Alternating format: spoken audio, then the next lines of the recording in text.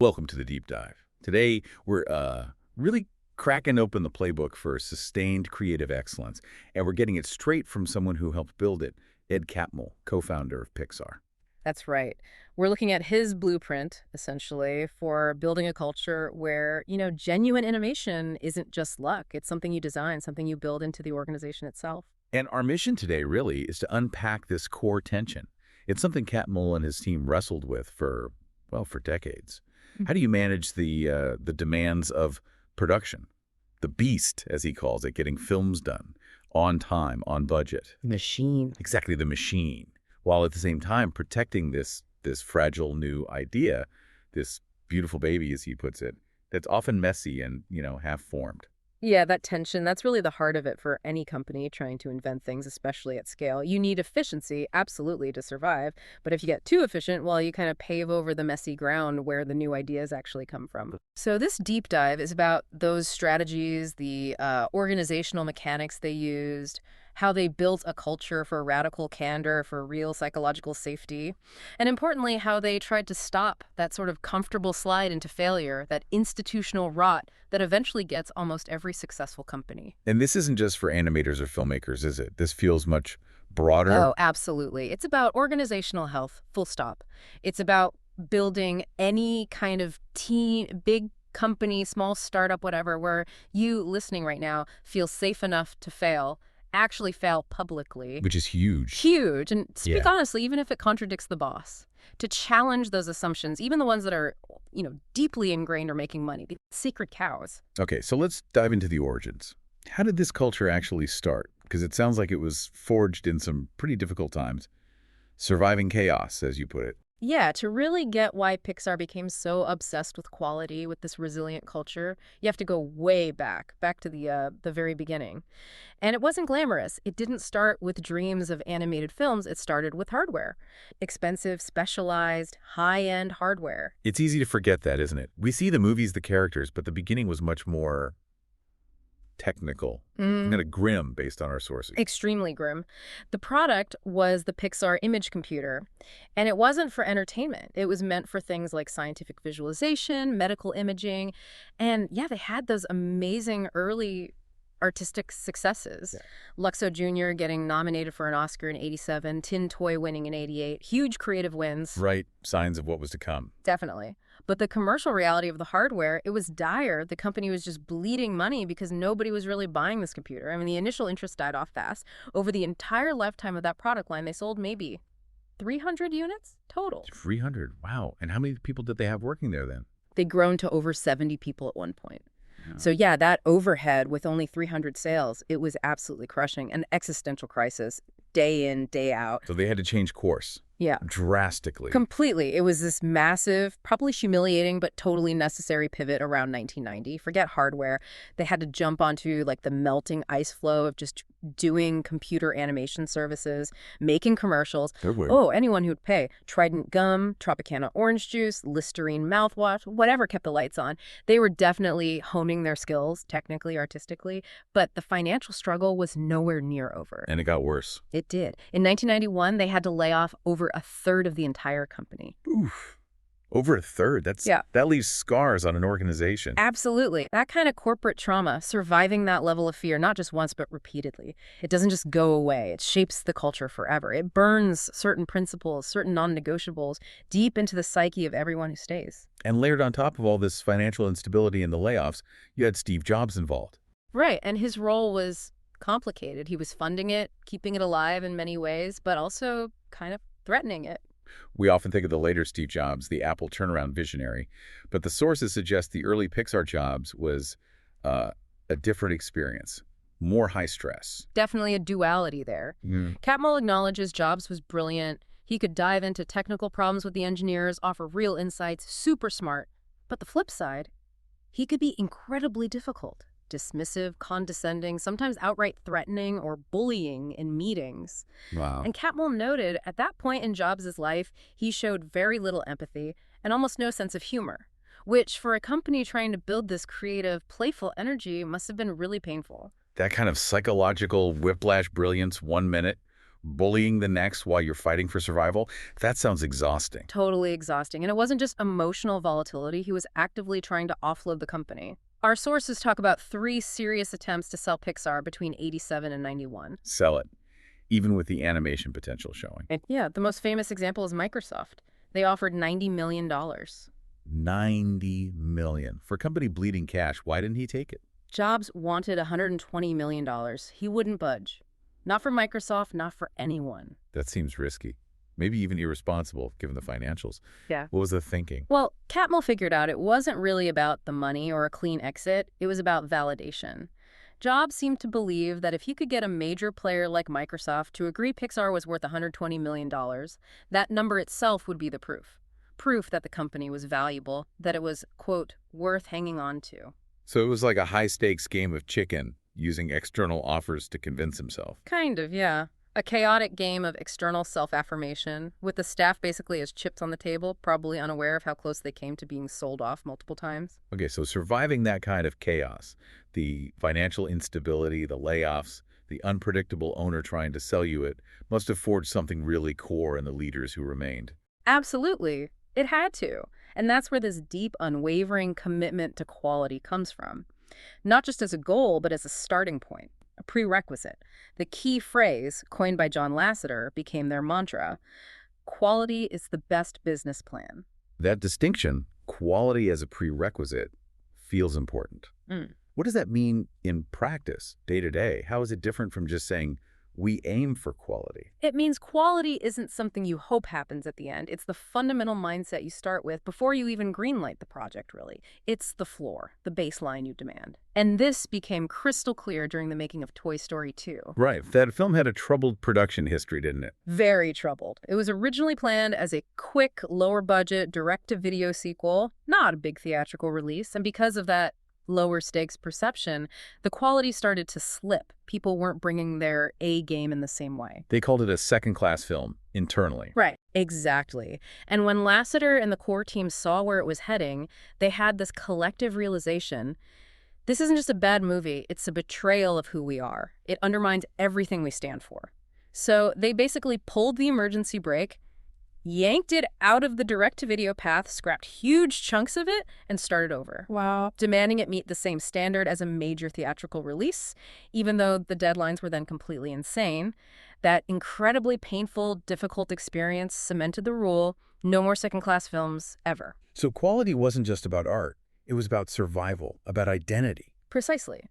It became a signal. To employees, to investors, eventually to the audience. The Pixar name meant something non-negotiable. It meant they were always watching, always ready to restart the whole machine rather than ship something mediocre. That willingness to restart, to question their own work constantly, that seems to lead directly into the next big idea from Catmull: the danger of flawed mental models. Yes. Because achieving that relentless quality, that constant self-correction, requires understanding how our own thinking can get in the way. Our brains, Catmull argues, rely on these mental models, these internal maps of reality, and they're useful, but they're inherently flawed. Okay, so break that down. What is a mental model in this context, and why is it dangerous? Think of it as an approximation of reality, not reality itself. Catmull uses the analogy of a weather forecast. It's a complex tool based on data. It tries to predict the future. Sometimes it's right, sometimes it says rain and you get sunshine. The forecast isn't the weather, it's just a model. Okay, makes sense. The danger is we often mistake our internal models for reality. We don't see the biases, the assumptions, the flaws baked into our own reasoning. So it's incredibly easy to become deluded, completely convinced our interpretation is the only correct one, even when it's way off base. And that can cause real problems in an organization. Misunderstandings, bad decisions. Absolutely. Think about not getting invited to an important meeting. Your mental model might immediately jump to, they're cutting me out, my job's on the line. Panic sets in. But the reality might just be the meeting organizer forgot to click your name on the invite list. A simple mistake. But your flawed model created a whole negative narrative. And if enough people have these individual misfires, or if a flawed model becomes shared, it can actually get baked into how the whole organization works, right? Leading to systemic problems. You mentioned a specific Pixar example, the writer's draft mistake. What happened there? Right. This is a fascinating case study in how a single bad experience can create a lasting, flawed organizational habit. It started with crediting issues. Early on, Pixar hired some outside writers for a film. They weren't happy with the drafts, felt they didn't work, and eventually replaced them with internal talent who reshaped the story significantly. Okay, so creative differences happens all the time. Right, but here's the rub. Because of Writers Guild rules, even though the final film was very different, they were legally obligated to give those original replaced writers a prominent credit on the script. Ah, so is a union rule a legal thing, not really about who did the best writing in the end? Exactly. But that experience, the frustration, maybe the cost, the perceived unfairness of the credit, it left a really negative imprint on the Pixar directors. And it led them to form a flawed conclusion, a flawed mental model. Windows. Their new rule became, we, the directors, must write the first drafts of our own movies, even if writing isn't our primary skill. Why?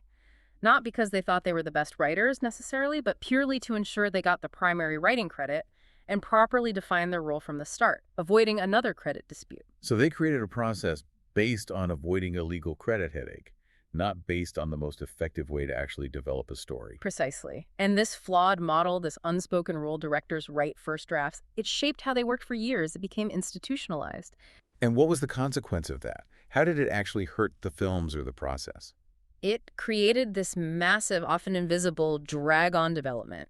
Directors, generally speaking, are brilliant visual storytellers, great with character, emotion, gags, but they often don't have the same deep training and narrative structure in architecting a screenplay that professional writers bring. So they get stuck. They'd get stuck. Directors would spend months, sometimes even a year or more, wrestling with the first draft, trying to make the structure work, and eventually hit a wall.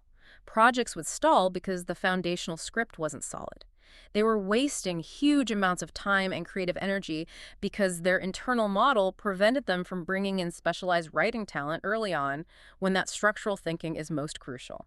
It's a perfect example of organizational inertia, isn't it? Solving one problem, the credit issue created a much bigger hidden problem, inefficient development.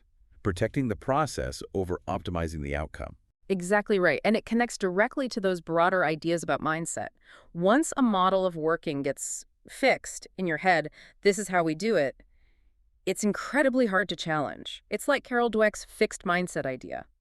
If you believe talent is fixed, a setback proves you don't have the right stuff, so failure is devastating. You defend the process that avoids failure, even if it's inefficient. Whereas Catmull is pushing for a growth mindset. The belief that you can learn, adapt, that failure is just expensive data. In the writer example, the fixed model wasn't, we can't find good writers. It was, the system requires us to protect ourselves this way, which blocked the most effective creative path. Correct. The model prioritized self-protection over objective efficiency or quality. Okay, so if these flawed models are so pervasive and dangerous, how do you fight them? Catmull's answer seems to be building this architecture of safety and candor. That's the core mechanism. To dismantle those flawed models, people have to feel safe enough to point them out, to challenge them openly, without fear. This gets us right to psychological safety and relentless candor. And interestingly, the first thing Catmull identifies as needing dismantling is a phrase that sounds really positive. Which is? Trust the process. Huh. I hear that everywhere. Tech companies, sports teams, creative agencies. Trust the process. You're wrong with it. Catmull sees a huge hidden danger. It encourages the abdication of personal responsibility. Sure, sometimes it's shorthand for keep going, don't panic when things look messy. But the risk is that people here trust the process and they relax. They stop paying close attention. They assume the process will magically fix things. Exactly. They mentally check out. And when they do that, they fall into just repeating what worked before, or maybe making dull copies. The process becomes this thing you blindly follow, not a tool you actively wield and question. So it kills active engagement. It becomes passive obedience to the system. Right. That's why Catmull much preferred the attitude of director Brad Bird. Bird used to say, the process either makes you or unmakes you. That puts the onus back on the individual. You have to engage with the process, see where it's working, where it's failing, and own your role in making it succeed. And didn't producer Catherine Serafian have a great image for this too? She did. She took Bird's idea and made it even more active. She said she didn't like trusting the process. She preferred triggering the process, meaning you watch the system, you see where it's getting sleepy or stuck, and then you, quote, slap it around a bit to make sure it's awake. Huh. I like that. Don't trust it? Slap it. It emphasizes that active demand and role. You're the supervisor of the process, not its passive servant. You have to keep it sharp, keep it honest. But you can only slap the process around if you feel safe doing so. If challenging the status quo isn't going to get you fired or sidelined. This brings us back to psychological safety. It's the absolute bedrock. And safety isn't just about being nice or avoiding conflict. It's the deep, foundational trust that comes from knowing we're safe here. It means knowing your colleagues won't punish you for failing, especially if you fail while trying something ambitious. They'll encourage you to push boundaries. And Catmull didn't just talk about this, he demonstrated it, especially during a really high-stakes moment, the Disney acquisition in 2006. Yeah, that was a crucial test. Catmull and Lasseter were taking over leadership of the legendary Walt Disney Animation Studios, merging it with Pixar culturally. You can imagine the anxiety among the Disney veterans, fear of layoffs, fear of having their traditions trampled by these newcomers from Pixar. A very tense situation. Yeah. How did Catmull address it? It was incredibly high stakes. When Catmull and Lasseter first addressed the whole Disney animation staff, about 800 people, Catmull focused his entire message on this one cultural point: communication. He told them point blank that a company can only be great if its employees feel free to speak their minds openly.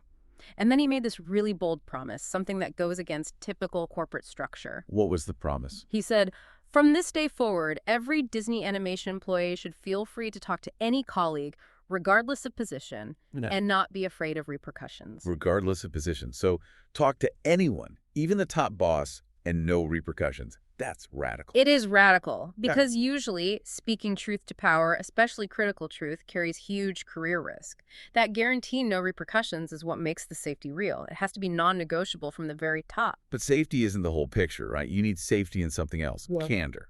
Exactly. Safety creates the space, but candor fills it productively.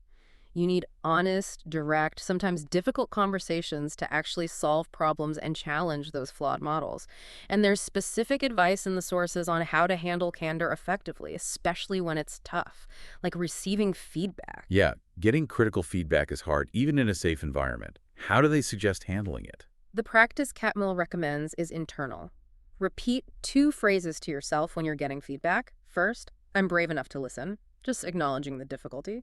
And second, even if the feedback is delivered poorly, clumsily, maybe even angrily, tell yourself, "There's something valuable here. Take what works and leave the rest." That's smart. It separates the message from the messenger's potential flaws in delivery. It keeps you focused on extracting value, not just reacting emotionally. Right.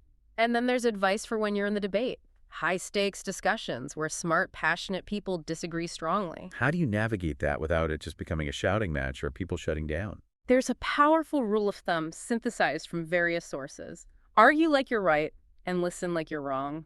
Okay, argue like you're right, listen like you're wrong. That sounds contradictory. How does that work? It captures this essential tension between conviction and humility. Yeah. You need to argue your point forcefully, with conviction like you're right, bringing all the evidence, the passion, pointing out the flaws in the other side, make the strongest case possible. But you simultaneously maintain this internal posture of intellectual humility, listen like you're wrong. You remain open to the possibility that you are completely mistaken, that the other person has a better idea. So it encourages strong debate, not wishy-washy consensus, but prevents stubbornness or ego from blocking a better solution. Precisely. You're fighting for the best idea to win, not for your idea to win. Big difference. Okay, and what about situations where the issue isn't a single disagreement, but a repeated problem? Someone consistently misses deadlines or communicates badly. How does candor address patterns of behavior? That's a critical point. To maintain trust and respect long-term, feedback can't just be about the latest incident, the content issue. It has to address the underlying pattern. If someone keeps breaking promises, just discussing why this specific promise was broken today misses the bigger picture. You have to zoom out and address the history. Exactly. You have to say something like, "Look, this is the 3rd time this quarter this specific thing has happened. I'm getting concerned that I can't rely on your commitments in this area. We need to talk about the pattern." If you only debate the immediate content, you get sucked into excuses for that one instance, and the trust erosion continues. Makes sense. And one more piece on candor. What if it goes wrong? What if a conversation gets stuck, becomes a battle of wills, as the sources put it, and safety disappears? How do you reset?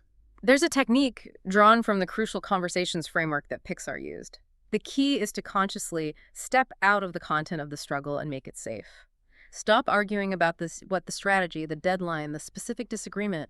Recognize you're locked in a power struggle. And then what? And then you explicitly address the dynamic and commit to finding a mutual solution. You say something like, okay, hang on, it feels like we're both just digging in and trying to win here and it's not working. I want to find a solution that works for both of us. I commit to staying here and talking until we do. Mm-hmm. That act of stepping out, naming the dynamic, and recommitting to a shared goal can break the deadlock and restore enough safety to move forward collaboratively. That ability to step back, manage the tension, reject fixed ideas, Yeah. it seems like it deeply informs Catmull's whole philosophy of leadership, especially around planning. Absolutely. It leads him to fundamentally reject the kind of rigid, assertive planning that's common in most corporations. Yeah, and there's a great story illustrating this involving Anne LeCam, the HR head who came over from Disney after the acquisition. Right. A classic clash of cultures, in a way. So tell us about her plan. It sounds like she put a lot of work into it. Oh, immense work. Anne LeCam, coming from that very structured, traditional Disney corporate environment, spent 2 solid months creating this incredibly detailed, meticulous 2-year staffing plan for Disney Animation. It laid out exactly who they needed to hire, what roles, when they'd hit specific growth targets, everything mapped out. It was, the gold standard of corporate HR planning. The kind of thing that usually gets you promoted. Yeah. So what did Catmull do? He essentially rejected it, politely but firmly. Why? It sounds like exactly the kind of foresight and planning a big organization needs. Because Catmull believed that kind of assertive, locked-in planning actively hinders creativity and the ability to adapt. He actually drew a pyramid for her to explain it. He said, basically, what you've done here is assert that in 2 years we will be at this point. And he put his pencil point firmly at the top of the pyramid. Making the plan's prediction the absolute goal. Exactly. And he argued that the moment you assert a fixed future endpoint like that, human nature takes over. People stop looking for other possibilities. Their entire focus narrows to just making that original assertion come true. The plan itself becomes the objective, not the best possible outcome. And worse, people start defending the plan, even if circumstances change or it starts to look wrong, because their reputation, their department, their bonus might be tied to hitting that specific asserted target. So the plan becomes brittle. Defending the plan becomes more important than adapting or finding a better path. It locks you into potentially the wrong future. Precisely. It shuts down the openness to the unmade future, which is where genuine invention happens. It creates this dangerous imbalance. Andrew Milstein, who Catmull brought in to run Disney Animation, identified this exact issue as a core problem in the studio's past. He called it an imbalance of forces. An imbalance where the plan overpowered the creative side. Yeah. Milstein said this imbalance had diminished the validity of the creative voice. The structure, the process, the asserted plan had become the master. And the messy, unpredictable, fragile creative impulse was expected to serve the plan instead of the other way around. And this obsession with sticking to the plan, with being right about the process, could even lead to needing to remove leaders, right? There was that executive at Disney Animation. Yes, that was a tough situation, Catmull describes. An executive who was, by all accounts, smart, effective in a traditional management sense, knew the processes inside out. But he was so deeply fixated on those existing processes, on the established way of doing things, and on the idea of being right, that he fundamentally couldn't see the need for the cultural shift Catmull was trying to implement. He couldn't see his own flawed thinking. He couldn't adapt. He couldn't adapt. Catmull realized asking this guy to help dismantle the very system he had built and mastered was just too much. His commitment was to the process, not necessarily to the cultural change needed for creative revitalization. The imbalance was embodied in him, and he had to go. Which really highlights this critical distinction Catmull makes between management and leadership. They're often used interchangeably, but he sees them as very different roles. Very distinct. He frames leadership as the high-powered right-brain activity. It's the art, the philosophy. It's about deciding what the first things are. It's about choosing the right jungle, as Stephen Covey would put it. Management, on the other hand, is the left brain aspect. It's the discipline, the logistics, the sequencing, the breaking down of tasks to execute on those first things. It's efficiently clearing the path within the chosen jungle. So connecting that back, the executive who had to leave might have been a great manager, efficient at clearing the path. But if the leadership hadn't chosen the right jungle, his management skills were actually detrimental. Exactly. You can be incredibly efficient at managing a process that leads you deeper into the wrong jungle or produces mediocre results. Management discipline is useless, even harmful, if the underlying philosophy or direction the leadership is flawed. Effective organizations, Catmull argues, lead from the right brain, setting the vision, the philosophy, the quality standard, and then they manage from the left brain, applying the discipline to execute that vision. You can't let the management systems dictate the creative philosophy. So the ultimate goal isn't just efficiency or predictability. It's building an organization that is constantly questioning itself, correcting its course, always prioritizing that candid voice and the fragile new idea, even over a comfortable, profitable, but potentially outdated way of doing things. That's the relentless pursuit. Continuous self-correction fueled by safety and candor. Okay, so wrapping this up, this deep dive into Ed Catmull's Creativity, Inc. really lays out a powerful blueprint. Sustained creativity isn't magic. It demands constant vigilance, ongoing self-critique. It requires treating quality as absolutely fundamental and actively, deliberately building a culture where honest feedback is not just allowed, but expected, even when it's uncomfortable, even when it challenges the way things have always been done. Yeah, and we saw how crucial it was for Catmull to push back against those rigid, assertive plans like that detailed 2-year staffing document. He saw that locking in the future like that actually closes off possibilities. The core insight seems to be that overly assertive goals and blind faith in established processes can seriously stifle real invention. They narrow your vision and make you defensive of the plan rather than open to better, unexpected paths. Which leaves us with a really practical question for everyone listening, right? I think so. It's a challenge for anyone in any field, really. If setting those hard, fixed goals, putting that pencil point at the top of the pyramid, can actually prevent you from finding the best goal, the true innovation, then how do you structure your planning? How do you create accountability, which you absolutely need, without falling into that trap of just defending the plan you already made, even if it's flawed? How do you keep your process less like a sacred text you have to trust blindly, and more like that tool Catherine Serafian talked about, something you need to actively trigger, maybe even slap around a bit to make sure it's awake and serving the real goal? How do you draw your pyramid so the top stays open, stays receptive to unimagined possibilities instead of being fixed by that single assertive pencil lead? That requires constant awareness, doesn't it? A leadership challenge for sure. Well, that's a fantastic place to leave it. Thanks for diving deep with us today. We'll talk to you next time on The Deep Dive.